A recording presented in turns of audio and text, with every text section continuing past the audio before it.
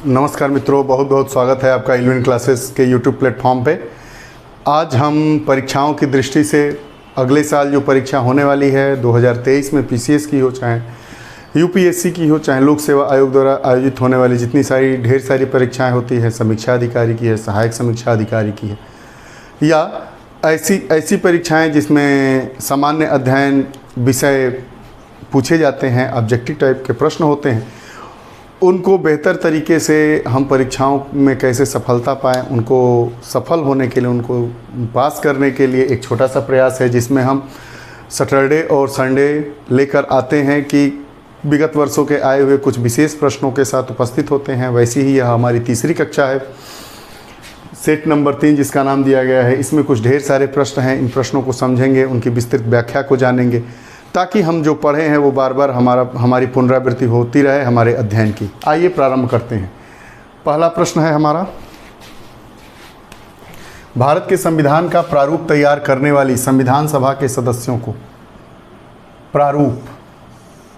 प्रारूप मतलब मसौदा, कई बार आता है पूछता है, या मसौदा तैयार करने वाली संविधान सभा के सदस्यों को। अब जो हमारा संविधान है, संविधान सभा के सदस्यों को कैसे निर्वाचित किया गया था, या चुना गया था, या मनोनीत किया गया था, उसकी बात की गई है। तो पहला ऑप्शन देखेंगे, ब्रिटिश संसद द्वारा नामित किया गया था। दूसरा ऑप्शन है गवर्नर जनरल द्वारा नामित किया गया था। तीसरा ऑप्शन है विभिन्न प्रांतों की विधानसभाओं द्वारा चुना गया था। और चौथा ऑप्शन है भारतीय राष्ट्रीय कांग्रेस और मुस्लिम लीग द्वारा चुना गया था। आप जानते हैं कि आज़ादी के पूर्व दो महत्वपूर्ण संस्थाएं थी, एक भारतीय राष्ट्रीय कांग्रेस थी और एक मुस्लिम लीग थे। इसमें महात्मा गांधी जी की चलती थी, इसमें मोहम्मद जिन्ना की अगुवाई रहती थी, इनडायरेक्टली देखे तो ये 4 ऑप्शन दिए गए हैं। और प्रश्न में यह पूछ रहा है कि भारतीय संविधान सभा का जो प्रारूप तैयार किया जा रहा था, उस प्रारूप तैयार करने वाले सदस्यों का निर्वाचन कौन करता था। तो इस प्रकार के प्रारूप तैयार करने वाली संविधान सभा के सदस्यों का निर्वाचन विभिन्न प्रांतों की विधानसभाओं द्वारा किया गया था, विभिन्न प्रांतों की विधानसभाओं द्वारा किया गया था। ऑप्शन सी पूछेगा कि भारत के संविधान का प्रारूप तैयार करने वाली संविधान सभा के सदस्यों को कैसे निर्वाचित किया गया था। तो विभिन्न प्रांतों की विधानसभाओं द्वारा चुना गया था, निर्वाचित किया गया था। अब अगला प्रश्न उसी से संबंधित है, प्रांतों से संविधान सभा के सदस्य, जो प्रांत थे उस समय, विभिन्न प्रांत लिखा है ना, तो जो प्रांत थे उस समय, तो वहाँ से संविधान सभा के सदस्यों को कैसे लाया गया था, तो किस प्रकार से चुनौती हुआ था, कैसे लाया गया था, उस पर बात किया गया है कि प्रांतों से संविधान सभा, जो संविधान सभा के सदस्य थे उनको कैसे लाया गया था। 4 ऑप्शन है। उन प्रांतों के लोगों द्वारा सीधे निर्वाचित हुए थे, मतलब जिस प्रांत से जिस सदस्य को लाया गया था संविधान सभा में के सदस्य के रूप में, तो क्या हुआ था, उस प्रांत के सदस्य, उस प्रांत के लोगों द्वारा निर्वाचित किया गया था, या भारतीय राष्ट्रीय कांग्रेस और मुस्लिम लीग द्वारा नामित किए गए थे, या प्रांतीय विधानसभाओं द्वारा निर्वाचित हुए थे, या सरकार द्वारा चुना गया था।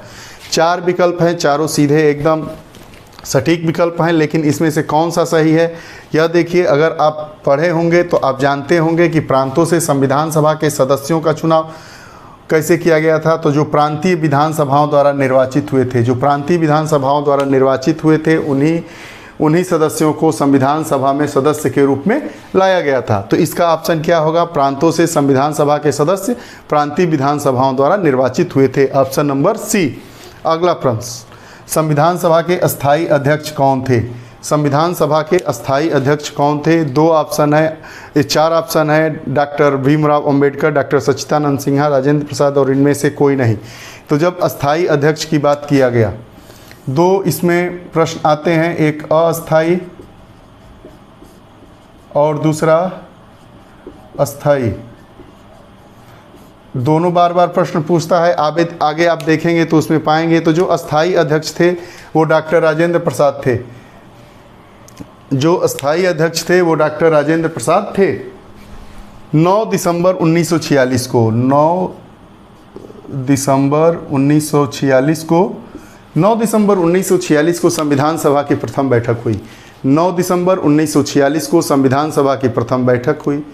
उसमें 9 दिसंबर को जो प्रथम अधिवेशन हुआ था उसकी अध्यक्षता करने के लिए जो वयोवृद्ध वहाँ के नेता थे डॉक्टर सच्चिदानंद सिन्हा जी, उनको अस्थायी अध्यक्ष चुना गया था।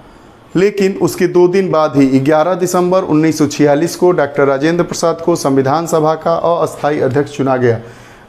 संविधान सभा का अस्थायी अध्यक्ष चुना गया, क्षमा चाहेंगे, संविधान सभा के अस्थायी अध्यक्ष डॉक्टर राजेंद्र प्रसाद को कब चुना गया? 11 दिसंबर 1946। अगर डेट भी पूछा जाएगा तो 11 दिसंबर 1946, और जो अस्थायी अध्यक्ष चुने गए थे वो 9 दिसंबर 1946 को चुने गए थे।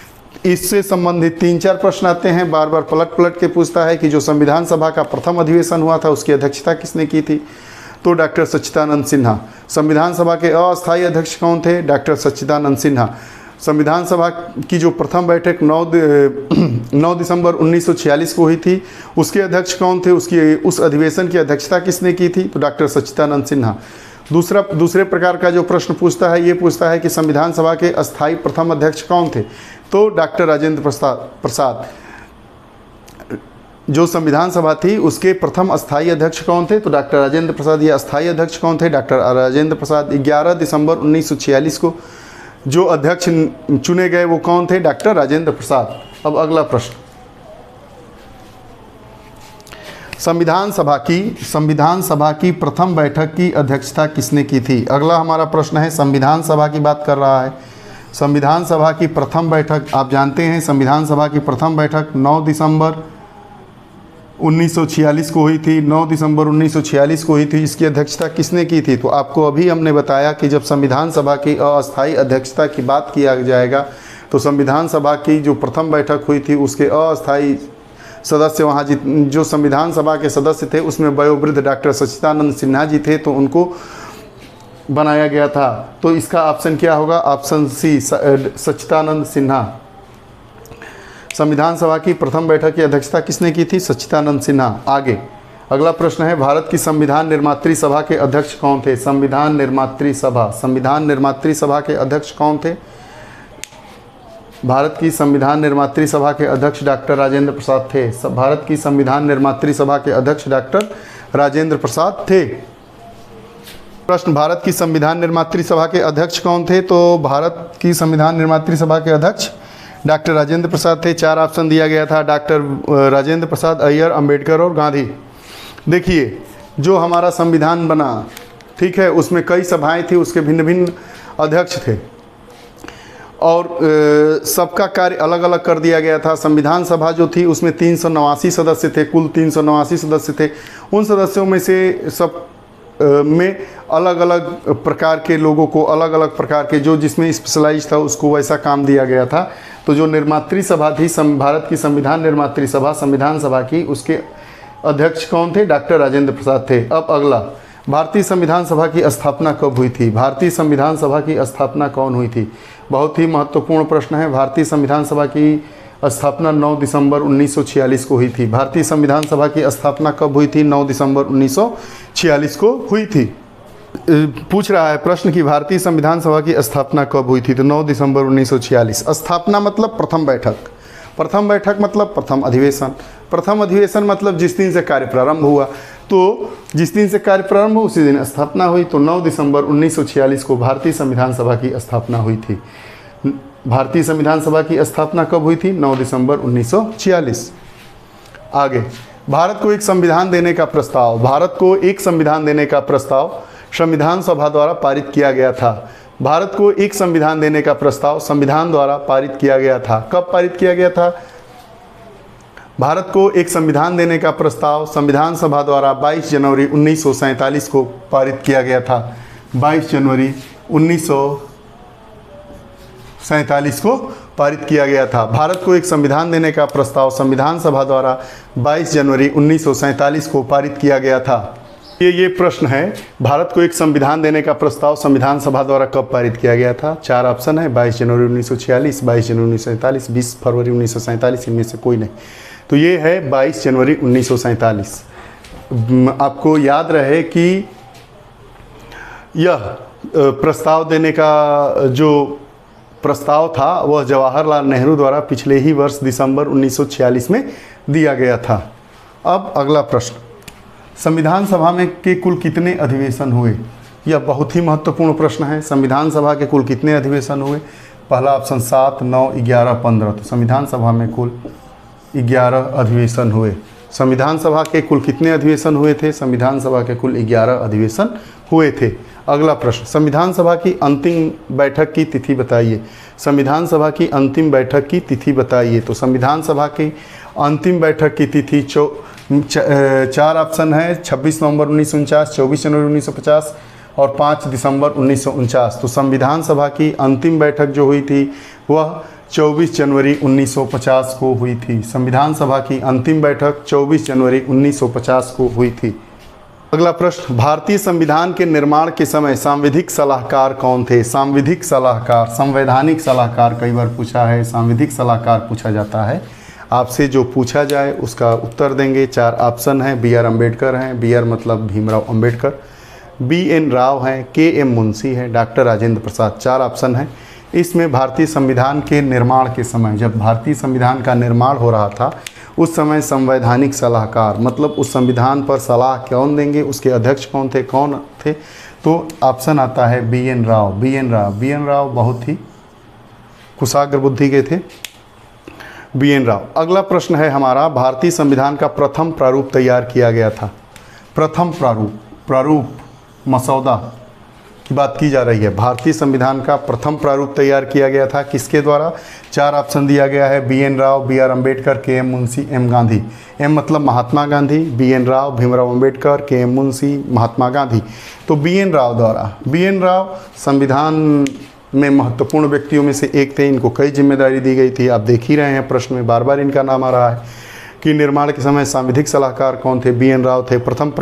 प्रथम प्रारूप तैयार किसके द्वारा किया गया था? तो बी एन राव के द्वारा किया गया था। अब अगला प्रश्न, भारतीय संविधान को संविधान सभा द्वारा कब अंगीकृत किया गया था? भारतीय संविधान को संविधान सभा द्वारा कब अंगीकृत किया गया था, मतलब कब अपनाया गया था? हमारी जो भारत की संविधान सभा थी, संविधान निर्माण करने वाली सभा थी, उसके द्वारा जो हमारा संविधान बनकर तैयार हुआ उसको कब अंगीकृत किया गया था? तो 4 ऑप्शन है आपके सामने। 26 नवंबर 1949, 26 जनवरी 1950, 26 नवंबर 1947 और इनमें से कोई नहीं। तो 26 नवंबर 1949 को संविधान सभा द्वारा हमारे भारतीय संविधान को अंगीकृत किया गया था।